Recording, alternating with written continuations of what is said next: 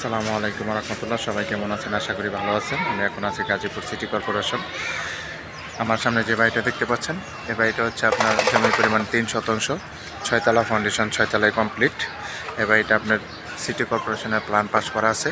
2 ইউনিটের বাড়ি, প্রতি মাসে 1 লাখ টাকার মতো ভাড়া আসে।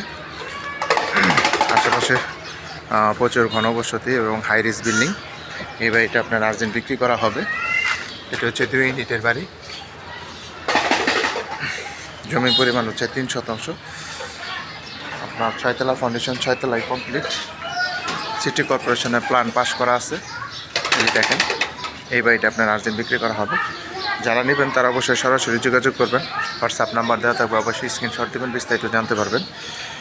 এই বাড়িতে আপনার গ্যাস নাই, বোতল গ্যাস ব্যবহার করা হয়। এই বাড়িটি আপনার আর্জেন্ট বিক্রি করা হবে। এটা হচ্ছে রাস্তা, এখান থেকে মেন রোড হচ্ছে আপনার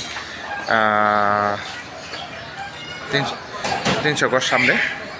এটা হচ্ছে বাড়ি।